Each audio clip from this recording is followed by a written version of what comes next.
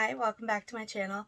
So today I'm going to be doing my top books that I read in the year 2022. I have 6, I think. I'm very bad at counting, but I think I have 6 to go through, so let's get started here. Truly Devious was one of my highest rated books of the year. I think I gave it a 4.75, so not quite a 5. It was a little, I don't know, there was a little bit of a romance plot that I didn't really enjoy, but I love the mystery, I love the characters. It's a super fun series. The whole series got above a 4-star for me, so it was really, really good. I really enjoyed it all, except for the spin-off one at the end. And this is by Maureen Johnson. I'm sorry I didn't say that, but Truly Devious was really good. I really liked it, and I highly recommend it to anyone. It is a mystery about Stevie, who ends up going to a school for gifted people, so they all have a talent, a specific thing that they want to focus on. One's a writer, one's really into like building things and creating things, but Stevie is really interested in solving crimes and mysteries, and that's what got her into this school, was her fascination in that. And she like wrote a bunch of stuff on a mystery and stuff. But there's a mystery involved in the school that she's now going to, and she wants to solve this mystery as well. She's very hyperfixated on it, and that's what this book centers around, is her trying to solve that mystery.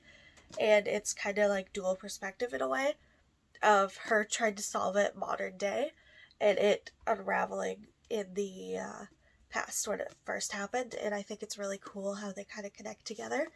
Awesome book, love it.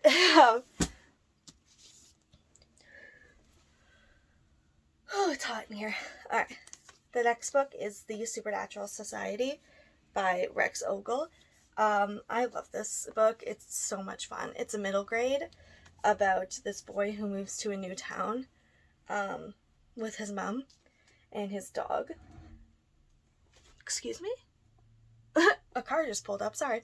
So it's about this boy who moves to this new town, and he goes to this new school, and he meets the girl, there she is, sorry, a girl and her brother. And in this new school, he begins to see, in this new town, he begins to see some kind of weird inhabitants of the town, but no one else seems to see them, except for the girl. The girl can see them because she has a necklace that helps her see them. And her brother doesn't see them at all. He thinks they're both crazy, but over the story, they all kind of begin to realize that there's something weird going on in this town, and pets are going missing, and they want to figure out why, how to stop it.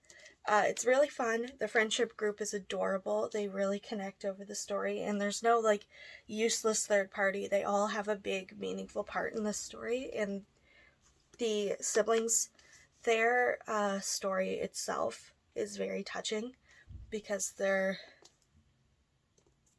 just really close, and it's really cute, and I really enjoy this. Highly recommend, and it's a really quick read if you want to get into it. It is a middle grade though. If you don't want to read a little bit younger, then yeah. Another middle grade that I gave 5 stars is Witchlings by Claribel A. Ortega. This is probably my favorite read of the year. Like, if I have to pick one to say that it's my favorite, it would probably be this.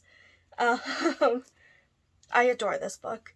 It is about these 3 witches right here, who, in the ceremony to become witches, end up not getting chosen to be a type of witch. So they decide that they still want to be witches, so they're going to fight for it. And with their 3-person coven, they decide to try to save their magic by the end of, I think it's 48 hours? I don't remember. It is so much fun. These 3 are the most adorable characters in the world. I love them. Thorn is probably, there she is. Thorn is probably my favorite, because she's kind of like the she's a book nerd. She's also gothic. Like, she is like kind of the mean one, quote quote. But I love her. She's so great. They are all just perfection characters. And the magic system is beautiful. The whole story is beautiful. It is fast paced. It is fun. It is full of friendship and love and high stakes, because if they can't make up their side of the deal before the end of, I forget the timeline, they will lose their magic forever. And yeah, it's so good. I love it. Alright, next. We got The One True Me and You by Remi K. England. I'm sorry if I said that wrong. Remi. This was adorable. I loved every second of this. One of the main characters actually has my name, but spelt wrong.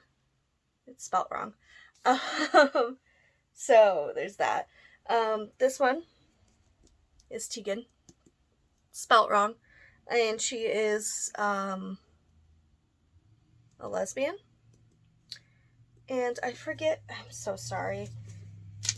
The other character is non-binary, but I forget what their name is. K. Their name is K. I'm sorry. But so that's K. They're non-binary, and the story is set in a convention center, surrounding a Sherlock convention. Not for like the BBC Sherlock, it's for its own Sherlock, but there is like stuff revolving Sherlock, which is great.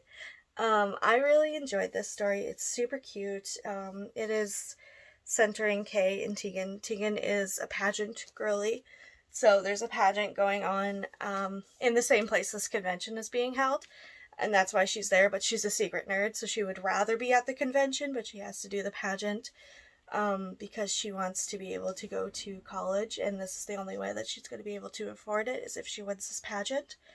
And Kay is here with their group of friends, and they're going to the Sherlock convention, and they end up meeting at a convention ball, and it is adorable. Their whole relationship is precious.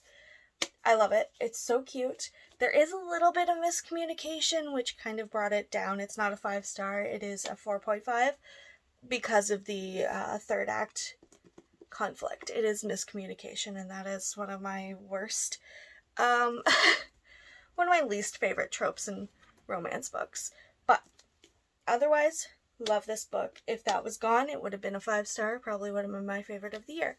So, also mad that her name is spelt wrong. Anyways, here we go. Next, we got Horrid by Katrina Leno. I really enjoyed this book. It is just so full of whimsy in a dark way. It's hard to explain, but just like the vibes of this book are immaculate. Like what you see on the cover is pretty much what you get in the book. It is gorgeous, it is creepy, it is spooky, it is really cool. And the main character, I think, is very realistic, because I find in a lot of even adult horror, the main character you just can't relate to because they just don't react a way a normal person would react to what's going on in their lives. But she does. She reacts very realistically to what's happening. And it is very much centered around her and her trauma and her dealing with that while all this horror is going around in representation of that trauma. It's really good. I can't say too much without spoiling it. Pick it up. And lastly, this is my runner-up for Book of the Year. This is A Diary of Blood by S.T. Gibson. This book is perfection. It is a novella, so it's quite short. I flew through this in one sitting. I'm not even joking. I don't read fast at all. I never get through books in one sitting. I did for this. It was so good. It was so good. I loved every second of this. It is a Bride of Dracula retelling. that is just perfection. It is polyamory. It is so good. It is so good. And, like, if you want a girl boss, this is a girl boss in here. This is a girl boss. Like, this girl owns her life. And there is so much that they go through in this story that is just horrible. And somehow she manages to come out on top in the end. And I love it. The way this is written is gorgeous. It is so... I don't know how to explain it. It's just so magical the way it reads. It is beautiful. It is gothic. It is just a whole vibe. Like, it takes you through time because she's with this vampire that they don't say is Dracula, but you know it's Dracula. Like, she doesn't have to say who he is for us to know that's who he is, just by what she's telling us and what she wrote to him, because this is written to him. It is so good. I love it so much. It is just gorgeous. It is perfection in every single way, and I don't know how to explain it without giving away the plot. Just read it. It's so good. It's... Anyways, that is, the top books that I read this year. Thank you guys so much for watching. I hope you have had the... Thank you guys so much for watching. I hope you have a great day. Hope to see you again soon, and bye-bye.